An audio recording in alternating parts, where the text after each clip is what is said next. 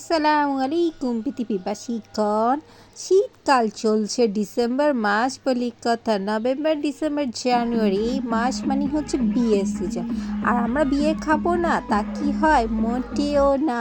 আমরা চলে গিয়েছিলাম গ্রামে ফুপির বিয়ে খাওয়ার জন্য। এই দেখুন সবাই, আমি আর এখানে চলে আসছি ছবি তোলার জন্য।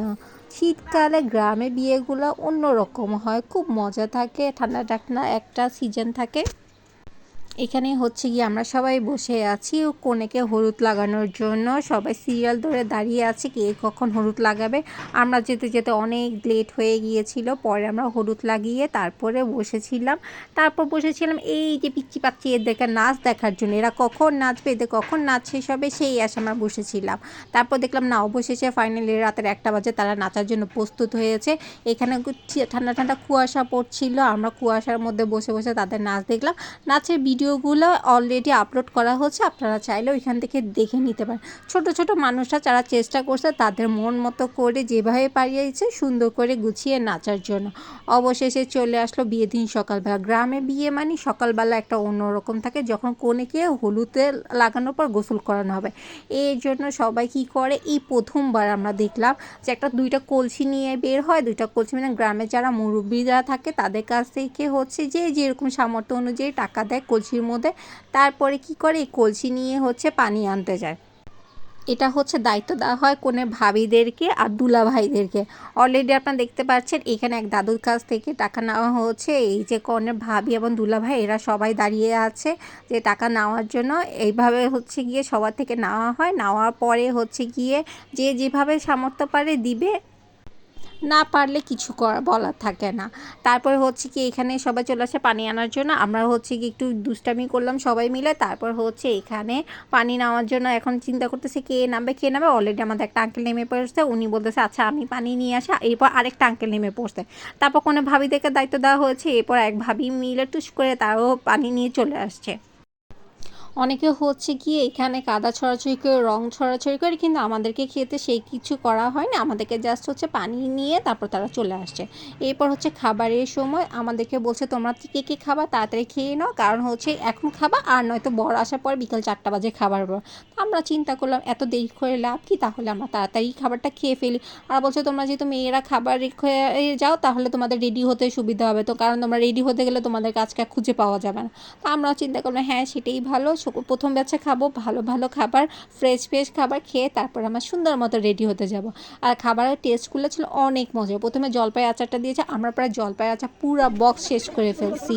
তারপরে হচ্ছে গিয়ে আঙ্কেল আসছে, আঙ্কেল এসে বলতেছে তোমাদেরকে আর কিছু লাগবে? আমরা বলছি না আমাদের আর কিছু লাগবে না। খাবার দাবার শেষ করে আমরা হচ্ছে এই শর্ট রাস্তা দিয়ে চলে গিয়েছিলাম বাসায় রেডি হওয়ার জন্য। তারপর বাসায় যখন ঢুকলাম দেখি আল্লাহ বাসায় তো তালা লাগানো, চাবি নাই। আমরা বাইরে সবাই বসেছিলাম। এটা হচ্ছে কিন্তু দই ছিল, কেউ ফিরনি ভেবে ভুল করবে না, কারণ গ্রামের বিয়েতে হচ্ছে তারা দই দেয়। তারপর আমরা এখানে বসেছিলাম। এইখানে একটা প্রজাপতি ছিল, প্রজাপতিটা অনেকক্ষণ ধরে উঠতেছিল, আমার খুব ভালো লাগছিল বারবার। আর এই যে আমাদের বাসায় যে পিচ্চি সদস্য তার আমি ভিডিও করতেছি, সে বলতে পারবে না। তারপরে হচ্ছে গিয়ে আমরা নাচতে নাচতে চলে গিয়েছিলাম, বর আসছে বলার জন্য বলছে। তারপর আমরা দেখতে চলে গিয়েছিলাম। এটা হচ্ছে গেট, গ্রামের বিয়েতে গেটগুলো এভাবেই সাজায় বেশিরভাগ সময়। তারপর হচ্ছে বরের জন্য ওয়েট করছিলাম। এরপর দেখলাম অবশেষে ফাইনালি আমাদের বর চলে আসলো। বরের সাথে হচ্ছে গিয়ে তেমন লোকজন আসে নাই, খুব কমই আসছে তারা। তারপরে হচ্ছে এখন বরকে খাওয়ানোর জন্য। আর আমাদেরকে আঙ্কেল আগেই বলতেছিল তোমরা বেশি প্রেশার দিবা না, বরের সাথে কোনো দরকার নাই, তোমরা তাকে ছেড়ে দিবা। তারপর এই বরকে যখনই কিছু খাওয়ানো চাই সে বলতেছে না না আগে আপনারা খান, আপনারা খেয়ে টেস্ট করেন। ভাই আমরা অনেক ভালো মানুষ ছিলাম, আমরা খাবারে কোনো রকম ভেজাল করি না, কোনো কিছু মিক্স করি না, আমরা পিওর জিনিস দিয়েছি আর সব কিছুই অনেক মজার ছিল। তারপরে হচ্ছে বরকে প্রত্যেকবারই সবাই যেটা দিচ্ছিল সে একই কথাই বলছিল, আগে আপনি খান আগে আপনি খান।